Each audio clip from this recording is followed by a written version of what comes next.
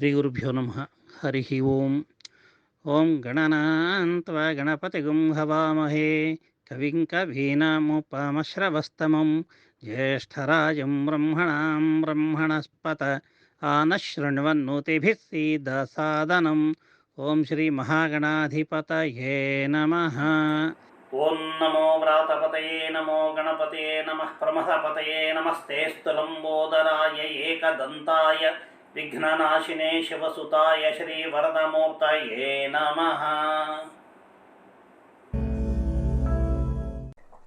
ठीक है, अभी प्रश्न ये है, हमको ये देवी देवताओं का जरूरी क्या है? अगर ये देवी देवता है या नहीं है, कोई हमको कष्ट आया, वो आएंगे क्या हमारे पास, ऐसा हमारे मन में लगता है। पहले ये देवी देवता यानी क्या है ये मालूम हो जाएगा।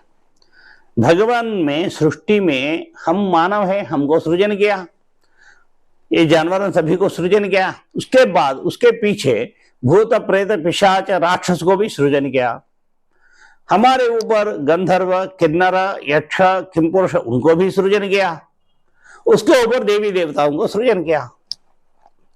ये गंधर्व यक्ष किन्नर किंपुरुष ये लोग ऐसा है, जो लोग उनको प्रार्थना करते हैं उनको जो देना है वो दे सकते हैं, वर भी दे सकते हैं। अगर ये गंधर्व से उनको कोई क्रोध आ गया, ये आदमी का ऊंचाई एकदम खत्म, आगे जाना उनका काम सब कुछ खत्म है।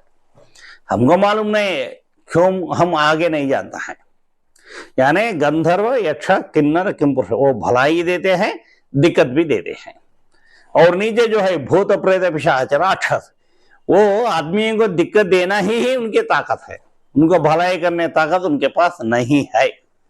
किंतु हम आदमी है, हमको दिक्कत राक्षस के कारण आता है, गंधर्व के कारण आता है, हमको मालूम नहीं है, इसलिए हम देवी देवताओं के पास जाते हैं।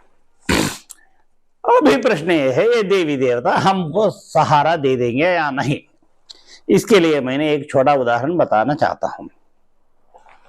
भगवान कृष्ण ने भगवद गीता में बताया था कि अनन्याश्चिन्तयन्ते मां ये जनाः पर्युपासते तेषां नित्याभियुक्तानां योगक्षेमं वहाम्यहम्। यानी जो आदमी without any other considerations when completely हमारे ऊपर कंसंट्रेट करके ध्यान करते, तब हम उनका योग और क्षेम का जिम्मेदारी हम ले लेंगे। किसी के ऊपर नहीं भरोसा लेकर के, केवल हमारे ऊपर भरोसा करके अपना जीवन बिताते हैं जो आदमी, उनका योग और क्षेम का जिम्मेदारी मेरा है, ऐसा भगवान ने भगवद गीता में हमको भरोसा दे दिया। यहाँ योग यानी क्या है, क्षेम यानी क्या है? योग यानी पिछले जन्म में हमने जो अच्छा काम किया, उस कामों के कारण हमको या संपत्ति हमको मिली, वो ज्ञान हो, विज्ञान हो, पत्नी हो, परिवार हो या धन हो, वो सभी हमको जो मिली थी वो योग है। क्षेम यानी क्या है? इसी जन्म में हमको जो संपत्ति हमको मिली, ये संपत्ति ये जन्म पूरा होने तक, आखिर हमारा अंत तक उसको कायम रखना, ये क्षेम है। उस संपत्ति को हमने नहीं खोना है, वो कायम रखना है, वो कायम रखने का क्षेम है। ये दोनों मैं देखता हूं, ऐसा भगवान ने आश्वासन किया था। ये है उसमें होता, ये है भगवद गीता होता है। ये सही है क्या?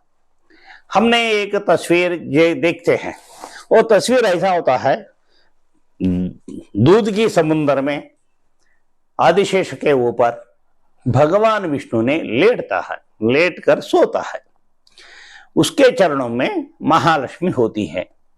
ये भगवान विष्णु शेषतल में कैसा लेटकर सोते हैं?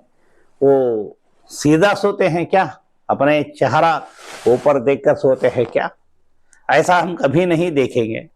भगवान विष्णु ने करवट बदल कर सोता है, और अपने करवट बदल करने के बाद अपने कमर के ऊपर यानी अपना रिब्स के पास एक तकिया रखती है, और उसके बाद सिर के अंदर भी एक दो तकिया रखते हैं, और वो तकिया के ऊपर अपने हाथ लेकर के अपना दाया हथेलिया में अपना सिर रख करके ऐसा एक 45 डिग्री में सोता है। क्या भगवान विष्णु को सीधा सोने से नींद नहीं आता है क्या? हम कोई तस्वीर में सिनेमा में देखे क्या? भगवान विष्णु ने जब देवी देवता आते हैं उनको बैठ करके, जैसा हम बैठे ऐसा बैठ करके बातचीत किया था कभी भी? ऐसा तस्वीर हम देखे थे क्या? क्या भगवान विष्णु को बैठना नहीं आता है क्या? उठना नहीं आता है क्या? ऐसा क्यों वो सोता है? इसके बारे में हमने जानकारी लेना है। महाविष्णु के, महालक्ष्मी के बारे में इंद्र ने एक स्तोत्र किया था, ये सभी आप लोगों को मालूम हो जाएगा। उस स्तोत्र ऐसा है, नमस्तेस्तु महामाये श्री पीठे सुरपूजिते शंख चक्र गदा हस्ते महालक्ष्मी नमोस्तुते। यानी महालक्ष्मी यानी दूसरा कौन नहीं है, ये महामाया है। इस महामाया के प्रसंग हमको कृष्ण की जन्म के समय हमको मिलता है। जब कृष्ण का माता देवकी ने अपने 7वां गर्भ का धारण किया, ये महामाया आकर उस गर्भ को देवकी गर्भ से रोहिणी की गर्भ में बदलती है। उस समय महामाया का प्रसंग हमको आया था। उसके बाद जब भगवान कृष्ण पैदा हो गया, भगवान विष्णु को देवकी वसुदेव जी ने वो शिशु को लेकर यशोदा के पास जाकर, यशोदा के पास रखकर, यशोदा के बच्ची जो है लड़की बेटी, उसको लेकर आता है। जब वो बच्ची आती है तुरंत वो रोना शुरू करती है। तब कंस आकर इस 8वीं बच्ची को वो मारना चाहता है। जब वो मारने के लिए फेंकता और नीचे गिरने के समय अपना तलवार रखते हैं, ये नीचे नहीं गिरी थी, ये बच्ची ऊपर गई थी। वहां महामाया के रूप में प्रकट होकर, मैं आपसे मरने वाला है क्या?